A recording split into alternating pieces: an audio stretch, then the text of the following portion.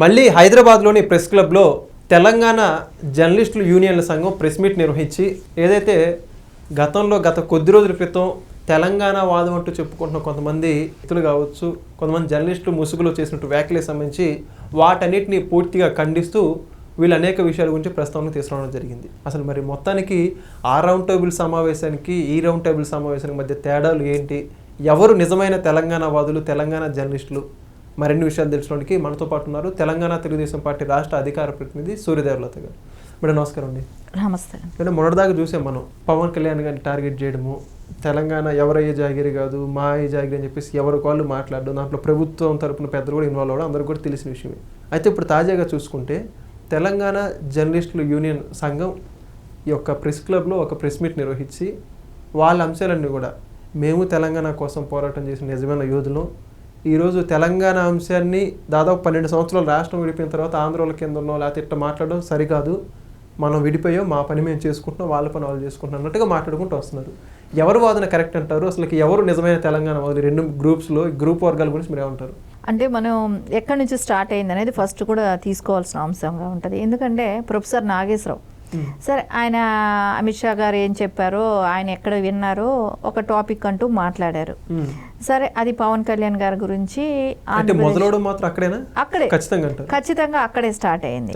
అక్కడ స్టార్ట్ అయింది అంటే ఆంధ్రప్రదేశ్ సీఎంగా ఉన్న నారా చంద్రబాబు నాయుడు గారి గురించి, పవన్ కళ్యాణ్ గారి గురించి, అంటే పవన్ కళ్యాణ్ గారికి ఒక డైరెక్షన్ ఇచ్చారని చెప్పి ఈయన చెప్పటం, అంటే లాంగ్ మిత్రుడు షార్ట్ టర్మ్ మిత్రుడు అని మాట్లాడాడు జగన్మోహన్ రెడ్డి గారి గురించి. ఇట్లా ఈ టాపిక్ మాట్లాడుతూ ఉన్న టైము ఆయన ఏదో దగ్గరుండి చూసినారన్నట్టు ఆయన వచ్చి బయట చెప్పటం. సరే ఆయన ఒక విశ్లేషణ చేశారు, చేసిన దానికి స్టాండ్ అయ్యాడా అంటే స్టాండ్ కూడా అవ్వలేదు కదా. సో ఆయన దానికి క్షమాపణ కోరారు, నేను విత్డ్రా అవుతున్నాను ఆ వర్డ్స్ అని చెప్పారు. సరే సంతోషం, అది కూడా ఒప్పుకోవటం కూడా గొప్ప మనసు అనుకోవాలి. సో అందరూ కూడా దాన్ని స్వాగతించారు. అయిపోయింది, సార్ట్అవుట్ అయిపోయింది అనుకున్నారు. సరే ఆంధ్రప్రదేశ్లో అప్పటికి కంప్లైంట్ పెట్టారన్నారు. ఇప్పుడు అందరికీ మనోభావాలు అనేది ఉంటాయి కదా.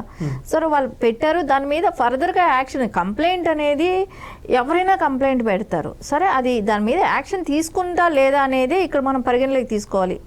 ఎవరైనా ఇప్పుడు పవన్ కళ్యాణ్ గారి అభిమానులు ఎవరైనా ఉన్నారనుకో, ఆ కోపంతో వెళ్ళి కంప్లైంట్ పెడతారు, దాన్ని మనం కాదనలేరు. సరే ఆయనకి ప్రతిదీ ఎక్కడెక్కడ ఏం జరుగుతుంది ప్రతి ఒక్క అభిమాని మనసులో దూరి పవన్ కళ్యాణ్ గారు ఏం చూడలేరు కదా. సరే వాళ్ళు పెట్టారు, దాని మీద యాక్షన్ తీసుకున్నారా లేదనేది మనం పాయింట్గా కింద తీసుకోవాలి. సరే దాని మీద ఎక్కడా కూడా యాక్షన్ తీసుకోలేదు. ఈయన విత్డ్రా అయిపోయాడు. ఇది పవన్ కళ్యాణ్ గారు ఒక ప్రెస్ మీట్ పెట్టినప్పుడు దానిలో చెప్పారు ఇదంతా సస్టైన్ అయిపోయింది, ఇంక నేను దాని గురించి పట్టించుకోను, దాని మీద కంప్లైంట్ మీద కూడా యాక్షన్ తీసుకోమని చెప్పారు, అయిపోయింది. సో దాని తర్వాత నెక్స్ట్ డేకి ఆయన కూడా అన్నారు నా మీద ఎలాంటి ఫోను రాలేదు, నాకు అరెస్ట్ అని కానివ్వండి కంప్లైంట్ ఇచ్చున్నారని కానీ ఏ పోలీస్ స్టేషన్ నుంచి నాకు ఫోన్ రాలేదు, నన్ను అరెస్ట్ చేయడానికి పోలీసులు కూడా రాలేదు, అలాంటిది ఏం జరగలేదని చెప్పాడు. సస్టైన్ అయిపోయింది అనుకున్నాను. నెక్స్ట్ డే మార్నింగ్ వెళ్ళిపోయి మళ్ళీ ప్రెస్ మీట్ పెట్టాడు. ప్రెస్ క్లబ్ ఒకటి బుక్ చేసుకొని సో దానిలో కొంతమందిని పిలుచుకొని వాళ్ళని ప్రెస్ మీట్ పెట్టాడు. సరే ఓకే ప్రెస్ మీట్ పెట్టావు, ఒకవేళ నాగేశ్వరరావుకి ఏదైనా అన్యాయం జరిగిందా అని అంటే దాని గురించి మాట్లాడటంలో తప్పు లేదు. ఆయనకి ఏదైనా అన్యాయం జరిగి ఉంటే సరే టాపిక్ అంతా ఏటేటో వెళ్ళిపోయింది. అంటే ఆంధ్ర నుంచి వచ్చి పార్టీలు పెడతారా అనే మాటల దగ్గర నుంచి, సినిమా ఇండస్ట్రీకి దగ్గర నుంచి, సినిమా వాళ్ళందరూ మంచి వాళ్ళు కాదనే దాని నుంచి, ఇంకోటి ఏంటంటే తర్వాత పవన్ కళ్యాణ్ గారి ఫ్యామిలీ గురించి, ఆయన ఎన్ని 5 పెళ్ళిళ్ళు చేసుకున్నారని, అంటే పచ్చి బూతులు మాట్లాడుకునేదానికి వాళ్ళు ఒక రౌండ్ టేబుల్ బుక్ చేసుకొని మాట్లాడుకున్నట్టే కనపడింది మనకు అక్కడ.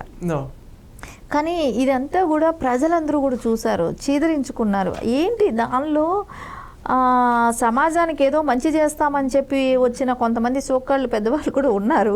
సో వాళ్ళకైనా ఆలోచించారా ఇది ఏ డైవర్షన్లో వెళ్తుంది, ఎలా మాట్లాడుతున్నాం, దీన్ని ప్రజలు హర్షిస్తారా లేదా, ఇప్పుడు కూడా మా తెలంగాణ మాది అని మాట్లాడేటప్పుడు అరే ప్రజల్లో ఇప్పుడు 10 ఏళ్ళుగా మనం 12 పుష్కర కాలం అయింది, 12 ఏళ్లలో మనం సాధించిన అభివృద్ధి ఏంటి, దానికి రౌండ్ టేబుల్ డిస్కషన్ పెట్టండి. ఎన్ని మనకున్న సోర్సెస్లో మనం ఏం చేసుకొని ఉండొచ్చు, ఏం జరగలేదు అనేది మాట్లాడి ఉండాలి ఆ మేధావులు కూర్చొని. దాని గురించి డిస్కషన్ ఎక్కడా లేదు. 12 సంవత్సరాలుగా ఒకవేళ వీళ్ళు అదే తెలంగాణలో ఉద్యమంలో పోరాడిన వాళ్ళైతే ఆ కుటుంబాలలో ఇప్పుడు ఒక కుటుంబంలో ఒక వ్యక్తి చనిపోతే ఆ వ్యక్తికి మనం ఏమైనా చేయగలిగామా లేదా, ఆ కుటుంబాన్ని ఏదైనా ఆదుకోగలిగామా లేదా, దాని గురించి డిస్కషన్ పెట్టండి. పుష్కర కాలం అయింది, ఆ ఉద్యమం కుటుంబంలో ఆ ఉద్యమం చేసిన వాళ్ళలో కొంతమంది చనిపోయారు కదా, ఆ చనిపోయిన వాళ్ళ కుటుంబాలు ఎలా ఉన్నాయి ఈరోజు, దాని గురించి ప్రభుత్వాలు ఆదుకున్నాయా లేదా అని ఈ మేధావులు పెట్టుండొచ్చు కదా. సో దాని గురించి పట్టించుకోలేదు.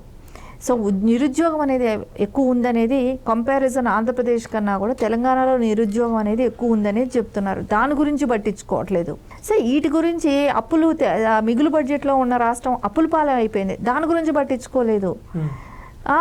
ఓన్లీ వాళ్ళు తెలంగాణ వాదం అని నోటుకు వచ్చినట్టు బూతులు తిట్టడం, ఇక్కడ నుంచి తరిమేస్తామంటాం, విగ్రహాలు బాగా కొడతామంటాం, నోటుకు వచ్చినట్టు ఏ మాట అంటే ఆ మాటలు మాట్లాడారు. వాళ్ళు జర్నలిస్టులు అని చెప్పుకున్నారు. సరే, అసలైన జర్నలిస్టులు ఉంటారు, అసలైన ఉద్యమకారులు ఉంటారు, వాళ్ళైతే ఫేక్ అంటారు మీరు? ఖచ్చితంగా ఫేకే. అంటే ఎలా చూస్తారు వాళ్ళు మాట్లాడే మాటలు పట్టించా? ఎప్పుడైనా కూడా ఎవరికైనా సరే పోరాటం ఎందుకు చేస్తాం? మనకు కావాల్సింది దక్కాలనే ఒకదాని పోరాటం చేస్తాం.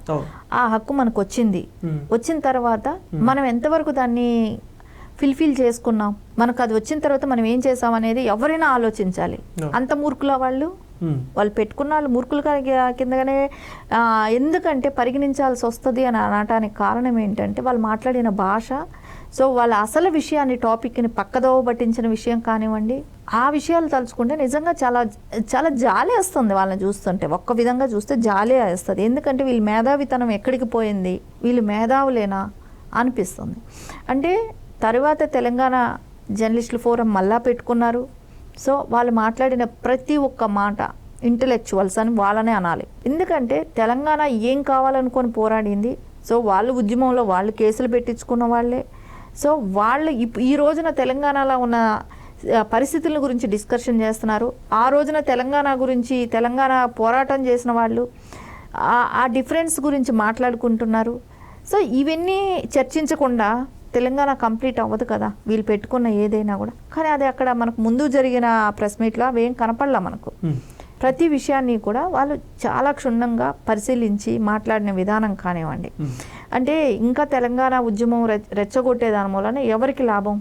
తెలంగాణ వద్దు, ఉమ్మడి స్టేట్ ఉందంటారా? ఇష్యూ ఉంటే రెచ్చగొట్టాలి అనుకుంటుంది. అసలు అంశమే లేదు. తెలంగాణ వచ్చా ఇంకా తెలంగాణ కోసం పోరాటం ఏంటి? ఇంకా తెలంగాణ గురించి దేనికోసం పోరాడుతున్నారు? మాకు ఉద్యోగాలు కావాలని పోరాడాలి. ప్రభుత్వాల మీద పోరాడమండి. అంటే ఇప్పుడు కేసీఆర్ గారి మీద, ఇప్పుడు రేవంత్ రెడ్డి ప్రభుత్వాలు మారుతుంటే ప్రభుత్వం మీద పోరాటాలు చేసింది. పక్క రాష్ట్రాల మీద పోరాటాలు చేయడం ఏంటి? ఇంకా ప్రభుత్వాల దగ్గర పైసలు తీసుకునే కదా వీళ్ళు కూర్చొని మాట్లాడుతున్నారు. ఓకే, అక్కడ మనకు క్లియర్ కట్గా అర్థమయ్యేది అదే కదా.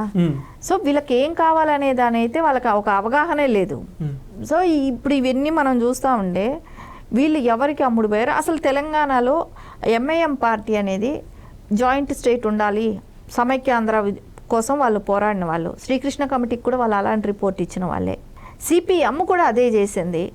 అసలు ఆ ప్రొఫెసర్ నాగేశ్వరరావుని పక్కన కూర్చోపెట్టుకొని వాళ్ళు తెలంగాణ ఉద్యమం గురించి మాట్లాడుతున్నారు అంటే ఆయన సిపిఎంకి సంబంధించిన వ్యక్తి. ఆయన విశ్లేషణలో కూడా గతంలో అన్ని చోట్ల కూడా సమైక్యాంధ్ర అనే ముద్దని మాట్లాడిన వ్యక్తి. ఆయన్ని కూర్చోపెట్టుకొని ఆయన పిలిచిన ఏదైతే రౌండ్ టేబుల్ సమావేశం పెట్టుకున్నారో దానిలోనే మళ్ళీ వీళ్ళు ఇలాంటి మాటలు మాట్లాడటం కానివ్వండి. ఎవరికి ఫేవర్ చేయటానికి? కాంగ్రెస్కా, బీఆర్ఎస్కా? ఓకే. సో వీళ్ళు ఖచ్చితంగా ఈ పార్టీల కోసం చేసిన రౌండ్ టేబుల్ సభ అది. సో ఖచ్చితంగా తెలంగాణ కోసం కాదు, తెలంగాణ ప్రజలకు కూడా ఎక్కడ ఇప్పుడు వాళ్ళకి కావాల్సిన ఇది సమకూర్చుకోవటం కోసం వాళ్ళు ఆ రోజున మీరు చెప్పిన ఒకవేళ సమైక్యాంధ్ర ఉంటే మనం డెవలప్ అవ్వలేము, సో వాళ్ళు ఉద్యోగాలు పట్టుకెళ్ళిపోతున్నారు అంటే రకరకాల ఆ రోజును కూడా ప్రజల్లో కన్నా కూడా రెచ్చగొట్టిన విధానమే. ఎందుకంటే ప్రజలకు కూడా అప్పటికి ఒక అంటే నిజమేనేమో వాళ్ళందరూ వెళ్ళిపోతే మనకు ఉద్యోగాలు వచ్చేస్తాయేమో, సో వాళ్ళందరినీ ఇక్కడ నుంచి తీసేస్తే మనకు అన్ని సౌకర్యాలు వచ్చేస్తాయేమో, అందరికీ తలా ఒక ఇల్లు వచ్చేస్తుంది, అందరి ఇంటికి తలా ఒక ఉద్యోగం వచ్చేస్తుంది అని నమ్మారు. సో ఆ రోజు అప్పుడు ఇట్లాగే బతుకుతున్నారు, ఇప్పుడు అట్లాగే బతుకుతున్నారు. చేంజ్ ఏమైనా ఉందా? ఏం కనపడడం లేదు కదా. ఎవరు బాగుపడ్డారు దీనిలో అనుకుంటే? కేసీఆర్ కుటుంబమే కదా. నాయకులు ఇంకొంతమందికి ఎమ్మెల్యే స్థానాలు వచ్చాయి, ఇంకొంతమంది మినిస్టర్లు అయ్యారు. అదే లెక్కను తీసుకుంటే అదే ఎమ్మెల్యే స్థానాలు అక్కడ వచ్చాయి, అదేలాగా మినిస్టర్లకు కూడా ఎక్కువ అవకాశాలు ఆంధ్రప్రదేశ్లో కూడా వచ్చాయి. ఎందుకంటే మినిస్టర్లు అనేది అదే పెరుగుతుంది, ఇంకా వేరే ఏం పెరగలేదు. నియోజకవర్గాలు కూడా సేమ్ అట్టాగే ఉన్నాయి, అప్పటివి ఇప్పుడు అంతా పెద్ద చేంజ్ ఏమి అమ్మిపోలా.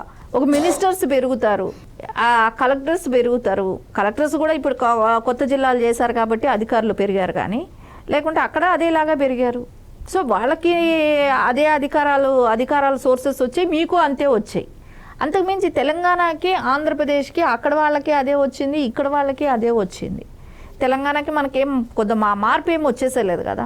సో ఇది వీళ్ళు ఆలోచించుకున్న తర్వాత ఇప్పుడు ప్రజల్లో వచ్చి ప్రశాంతమైన జీవితం, మన కష్టమే మనం తింటున్నాం, ఈ రోజుకైనా అదే జరుగుతుంది. తెలంగాణ కానివ్వండి, ఆంధ్రప్రదేశ్ కానివ్వండి, ఏ ప్రభుత్వాలు వచ్చేసి ఏమీ చేయలేదు, వాళ్ళ స్వార్థం కోసం చేసుకున్నారు అనేది గ్రహించారు. ఈ రోజు కష్టమైనా వాళ్ళు కష్టపడుకుంటేనే తింటున్నారు. ప్రభుత్వాలు ఏమీ వాళ్ళకి తిండి పెట్టట్లేదు. తెచ్చిన తెలంగాణ ఏమో వాళ్ళకి ఉద్యోగాలు ఇచ్చేసేలేదు ఇంటింటికి. ఈరోజు ఇంటింటికి వాళ్ళ ఉద్యోగాలు వచ్చుంటే నిరుద్యోగం అనేది ఉండేది. ఖచ్చితంగా ఈ రోజున ఏదైతే ప్రెస్ మీట్ జరిగిందో, నిన్న మొన్న జరిగిన ప్రెస్ మీట్ మనం చూస్తే ఖచ్చితంగా మేధావులు అంటే వీళ్ళే. సో కరెక్ట్గా ఆలోచిస్తున్నారు, కరెక్ట్ విధానంలో ప్రజల్లోకి తెలియజెప్పాలని చూస్తున్నారు. ఏ పార్టీలైనా ఎక్కడి నుంచైనా రావచ్చు. అలా అనుకున్నప్పుడు కాంగ్రెస్ని ఆదరించకూడదు. అదే బీఆర్ఎస్ పక్క రాష్ట్రంకి వెళ్ళినప్పుడు వాళ్ళు తరిమేసి ఉండాలి, అది చేయకూడదు. ఈ రోజున కవిత మాట్లాడే డ్రామాలు నమ్మద్దండి అనేది. వాళ్ళు అసలైన పీక్ ఉద్యమం జరిగిన పీరియడ్స్ ఈ స్టార్టింగ్ నుంచి వాళ్ళు ఏమి లేరు కదా. వాళ్ళ మీద ఏమైనా కేసులు ఉన్నాయా, వాళ్ళ కుటుంబంలో ఏమైనా చనిపోయారా, అలాంటివి ఏం కాదు కదా. ఇది మళ్ళీ ట్రాప్ చేస్తున్నారు. సో ఖచ్చితంగా దీనికి మనం లొంగకుండా ఉంటాం బెటర్ అనేది.